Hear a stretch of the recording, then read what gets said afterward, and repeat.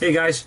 Alright, so what do we do at the shop today? Well, first we diagnosed a faulty engine or a blown engine in a 2009 Jeep Cherokee with a 3.7, and that one is undecided by the customer what's going to happen now. So we moved on to the next thing, which was a 2001 Jeep Grand Cherokee with a 4.7 Jeep Day. So the second one, the 4.7 liter, was a crank no start as well, and we brought it in the shop. We took a look and scanned it for codes, and we found multiple codes in the system. The truck had a number of codes.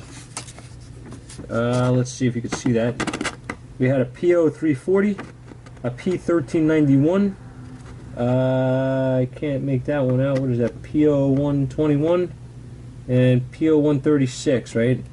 So, looking at the description of these codes, as you can see, you have a no cam signal at PCM. You have an intermittent loss of cam or crank. TPS voltage does not agree with mass airflow. And I'm sorry, with MAP. I can't see too well. And the other one was bank 1 sensor 2 oxygen sensor shorted to voltage. Well,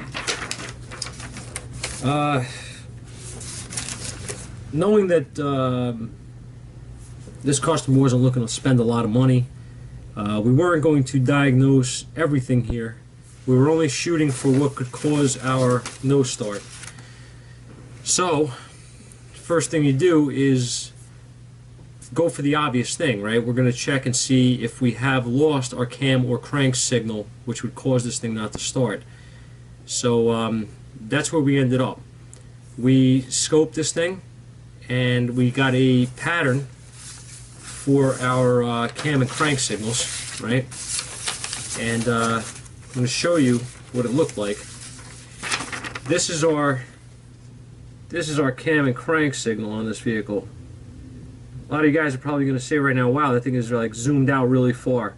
Yeah, it is, because when I zoom in on it at all, I could hardly see any of this pattern here, which is the cam sensor.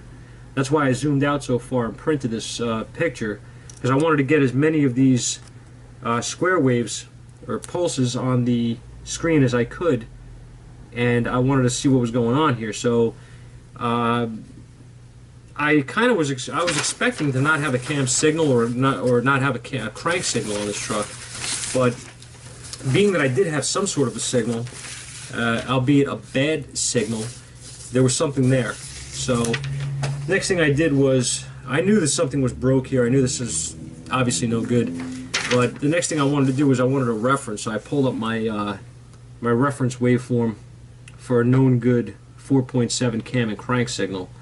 Now, as you can see, this is zoomed out further than what my picture looked like, and you can also see that on the top, which is the cam sensor, you can see that even though it's zoomed out, there's a lot of square wave activity there. There's a lot of pulses, right, on this picture. So looking at these two, let's see if I can get this in this frame. If you look at these two pulses here, these two pictures, you can see the difference in how many. How much activity is going on compared to on mine, which it looks like it's missing parts of the signal. Well, that would make sense for the intermittent loss of signal, I guess, right? So what we did next is we pulled out the cam sensor. The crank sensor seemed to be just fine. When we got the cam sensor out of the truck, I found pieces of metal stuck to the magnet on the tip of the sensor. And that's never a good sign. So, I mean, these engines are, there's really not a lot to look at here without taking things apart. Again, knowing the customer's not going to spend a lot of money, they just wanted to get it running.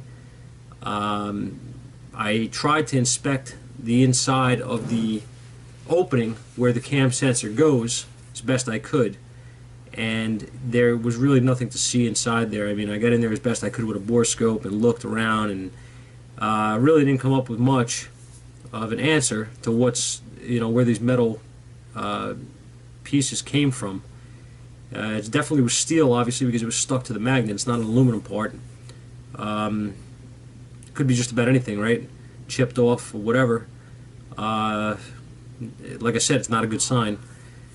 So what I did next was I ordered a new cam sensor because I'm not cleaning this thing off and trying it. It's not worth it. It's $60 for a sensor. I put it in and I retested it, and of course the vehicle started right up, ran like brand new. And if you look at my pattern here, you can see that there is a much cleaner and fuller picture than what I had before, right? So if I take these two and kind of put them together like this, I can show you the comparison of before, right? Before and after. Okay, you can see the red traces on the bottom there. That's my cam sensor. You can see those signals are the correct pattern now, as opposed to what I had here before, which is not even close.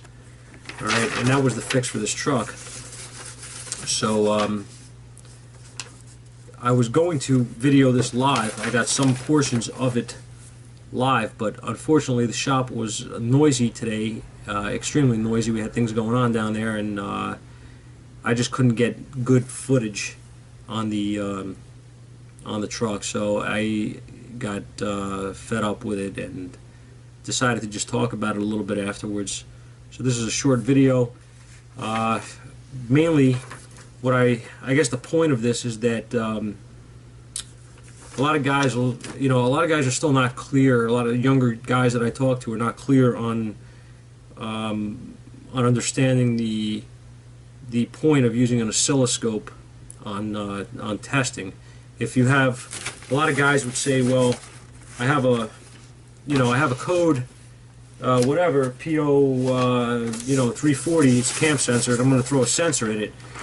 Well, that's great, what if it isn't the sensor? Like, what if you lost a, ground, or what if you have a shorted, 5-volt reference to the sensor, or whatever, right? You're not going to know that. You're going to put a sensor in it and it's not going to run, and you're going to be back to square one, basically scratching your head, and you're not really going to diagnose it, right? What's the other point of using the scope? That I can see things that you can't without it, right? If I look at this pattern that I showed you, the first one that was bad, and I'm looking at these traces on this thing. Now, I know without looking at a known good pattern that this is not right. I know that this is wrong. Something's wrong here. It doesn't look right, and knowing that you have a pattern of some kind, some kind of a waveform activity there, doesn't mean that it's good. So this is why we use a scope. We have a known, right now this is a known bad waveform, and having access to a known good waveform, I was able to determine that, definitely, you know what I'm saying, without any question, I had a bad waveform, a bad pattern here, even though I had some activity. So knowing that I had activity and the square wave is 5 volts, that's telling me the circuitry to the sensor is good. The circuitry to the computer, because I was testing this right at the PCM, and the circuitry back to the PCM is good. What's left? Well, I either have a broken cam sensor, or I have a possibly I have a bad tone wheel, right, that it's reading off of. That would be unlikely, but not impossible. But for $60 at this point, seeing that I had this, I was going to pop another sensor in here and see what kind of pattern I had. If I had the same pattern with a new sensor, I would be very, very concerned. Of course, it's I guess nothing is ever 100% when you're doing this kind of stuff. I mean, well, sometimes it is, but this kind of thing, there's always something to make you think, oh God, now what? Because like I said, I found pieces of metal flaked off onto the sensor, and I don't know where they came from. So, of course, you know, it did fix it, and everybody's happy. I informed the customer of the debris found on the sensor, and told her that the engine was low on oil, which could be a contributing factor to the metal.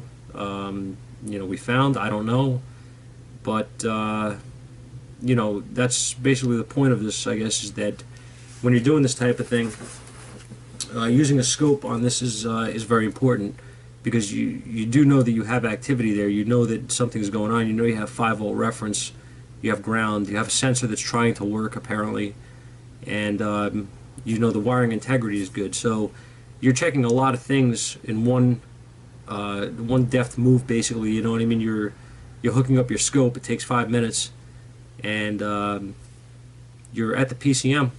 You know, so now you know what you know, right? And what do? You make a decision from there, and you go from there. If I didn't have a scope, this would be much more difficult to diagnose and be confident. That's probably the right word here, right? Be confident in changing the cam sensor. Just on these codes alone, I guess I would be no better than some of these chain stores if I looked at the code and said, well, I gotta put a cam sensor and an oxygen sensor, and the TPS doesn't agree with the map, so maybe I'll change the TPS and the map, see what happens, right? Well, yeah, what actually happened was, after I cleared this out, I went into data and went over a couple of things and made sure that everything was, you know, was okay, and none of these codes returned. So I don't know whether or not somebody was playing with this truck and disconnected something, or was doing something previous to it coming to our shop.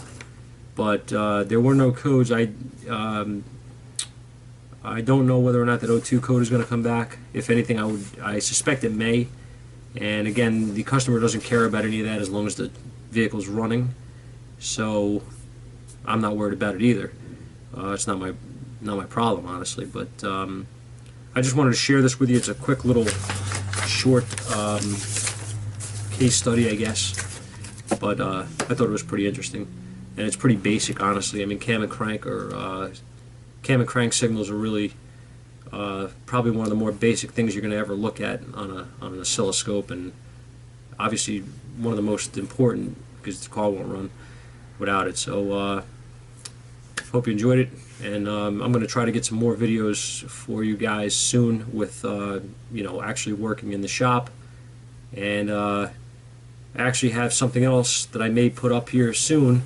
I'm waiting for the weather to get a little warmer because it's too cold outside right now.